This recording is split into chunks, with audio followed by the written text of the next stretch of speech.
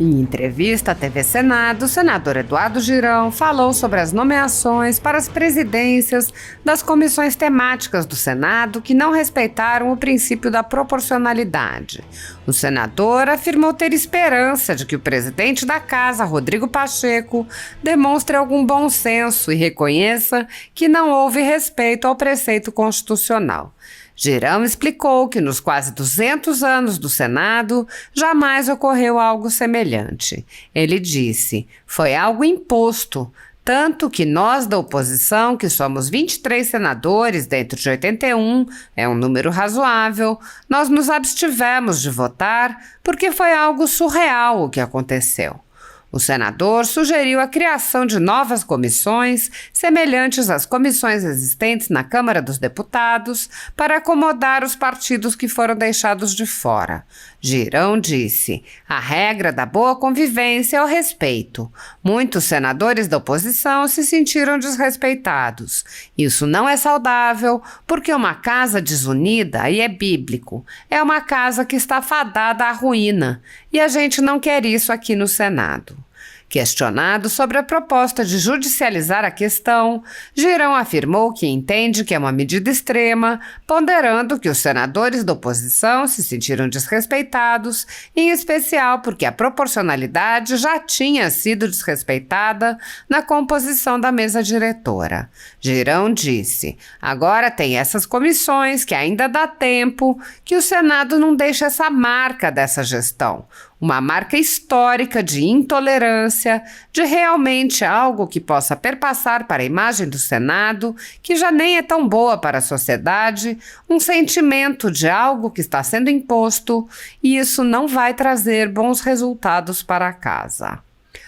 Sob a presidência de Rodrigo Pacheco, o Senado sofre uma intensa paralisia. Na legislatura anterior, o próprio plenário se reuniu poucas vezes e as comissões praticamente não funcionaram, impulsionadas pela paralisia da Comissão de Constituição e Justiça, que, sob o comando de Davi Alcolumbre, também mal se reuniu. Com a supressão da representação dos senadores de oposição, a tendência é que a Casa continue com baixa atividade e inteiramente subserviente ao Supremo Tribunal Federal. Apesar de alguns senadores, como o senador Eduardo Girão e o senador Lazier Martins, terem agido no limite de seus poderes para frear os atos autoritários de ministros das Cortes Superiores, a Casa Legislativa como um todo permanece cega, surda e muda e indiferente aos ataques à democracia, graças ao seu presidente, Rodrigo Pacheco, que engaveta todos os pedidos de impeachment de ministros das Cortes Superiores que chegam às suas mãos. Os senadores há muito tempo têm conhecimento dos inquéritos secretos conduzidos pelo ministro Alexandre de Moraes, utilizando delegados da Polícia Federal escolhidos a dedo para promover uma imensa operação de fishing expedition contra seus adversários políticos.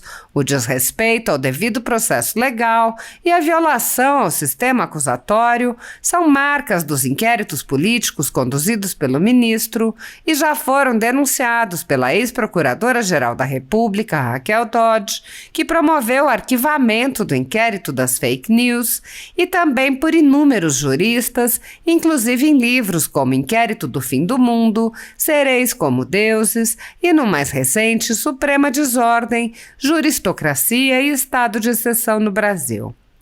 O ministro Alexandre de Moraes já foi chamado de xerife pelo então colega Marco Aurélio Mello pelos excessos cometidos em seus inquéritos. Até na imprensa internacional as denúncias vêm se avolumando. O ministro Cássio Nunes Marques consignou em voto as violações de direitos humanos nas prisões em massa ordenadas por Moraes. Apesar das constantes denúncias, o Senado brasileiro segue inerte. Os senadores sabem sobre os jornais que foram estourados e tiveram todos os seus equipamentos apreendidos e sabem sobre os jornalistas perseguidos, presos e exilados. Os senadores não apenas foram informados sobre a invasão de residências de cidadãos e apreensão de bens, mas também viram sem qualquer reação a quebra de sigilos de um de seus próprios membros, o senador Harold de Oliveira. Os senadores sabem que muitos meios de comunicação vêm sendo censurados há muito tempo. Os senadores souberam sobre a prisão do deputado Daniel Silveira em pleno exercício do mandato por palavras em um vídeo. Os senadores sabem que o ex-deputado voltou a ser preso por supostas violações a medidas cautelares que foram impostas em um processo que foi extinto pela graça presidencial. Os senadores foram informados sobre a perseguição a jornalistas que são censurados, impedidos de exercerem sua profissão e têm bens e redes sociais bloqueados. Os senadores sabem que ativistas passaram um ano em prisão domiciliar, sem sequer denúncia, obrigados a permanecer em Brasília, mesmo morando em outros estados. Os senadores sabem sobre a prisão de Roberto Jefferson, presidente de um partido, e sua destituição do cargo a mando de Moraes. Os senadores sabem da censura a parlamentares. Os senadores sabem que jornais, sites e canais conservadores têm sua renda confiscada há mais de 1 ano e meio. Os senadores sabem sobre as prisões em massa, sem individualização de condutas, sob acusações descabidas. Os senadores sabem sobre as multas estratosféricas e confiscos de propriedade. Os senadores conhecem muitos outros fatos. Mesmo assim, todos os pedidos de impeachment, projetos de lei, requerimentos de CPI seguem enchendo as gavetas do senhor Rodrigo Pacheco. Há 4 anos, o ministro Alexandre de Moraes conduz em segredo de justiça inquéritos políticos direcionados a seus adversários políticos.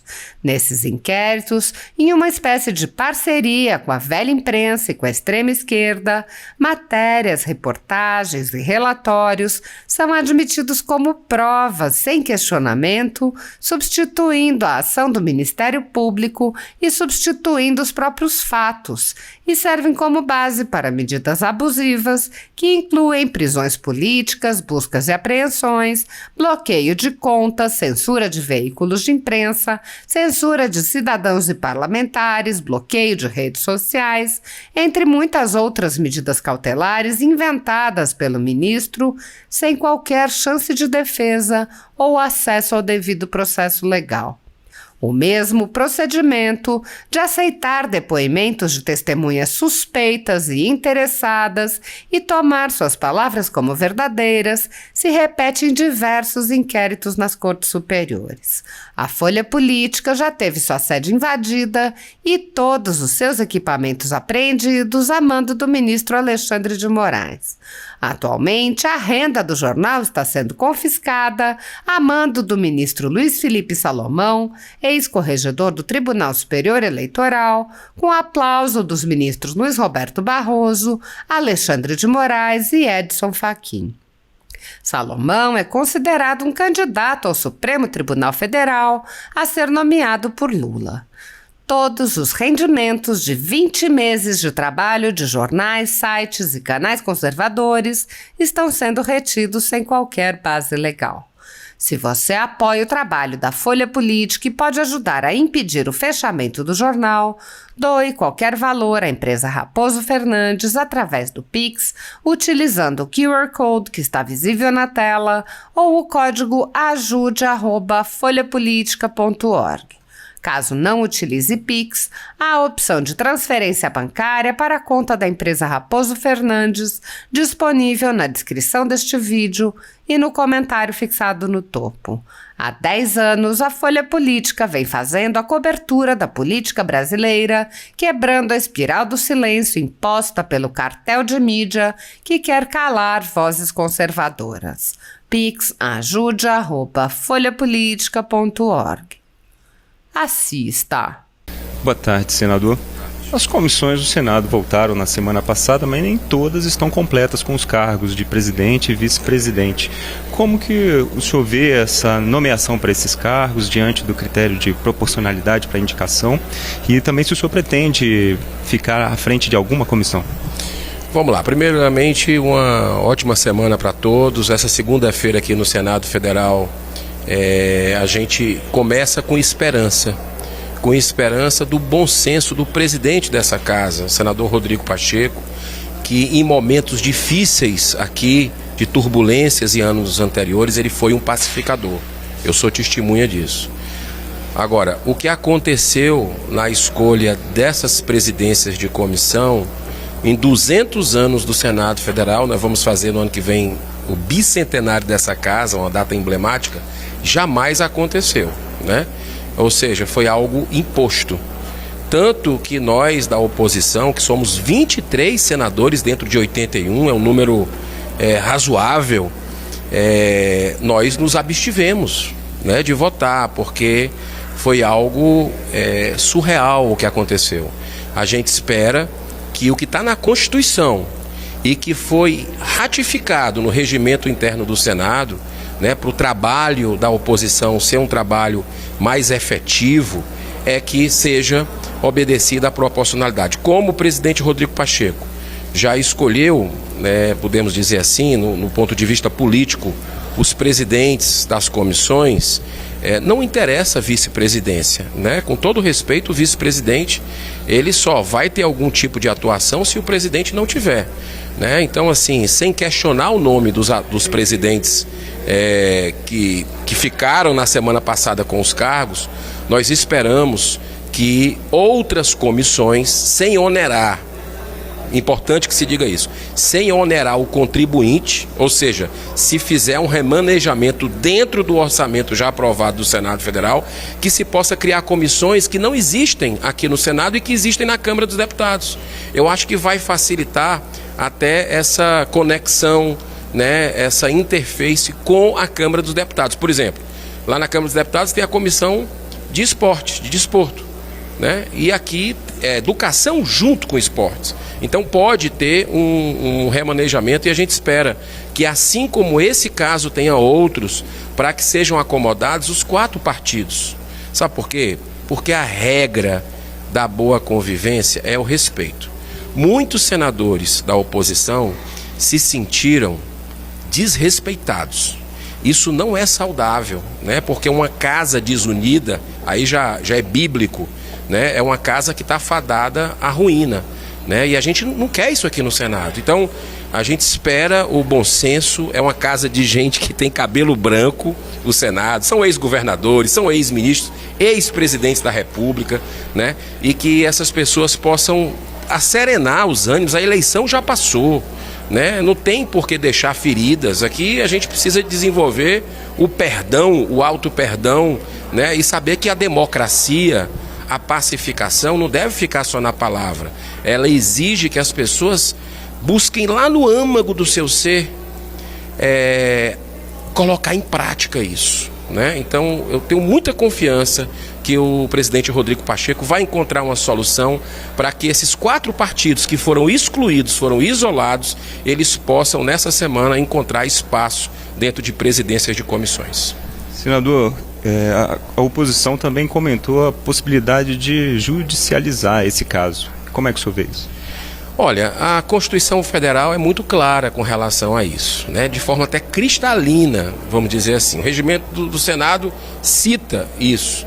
Então, assim, eu acho que isso seria uma medida extrema, que não seria interessante. Mas, se o desejo da maioria dos senadores de oposição, que, repito, estão se sentindo lesados com isso, né? Porque em grandes embates que nós tivemos aqui na história do Senado, basta você ir atrás, você vai ver que houve, inclusive, depois uma obediência à regra da proporcionalidade. Na mesa diretora do Senado atual, logo após a eleição do presidente Rodrigo Pacheco, isso não foi observado. Mas a gente deixou isso passar, não tem problema, entendeu?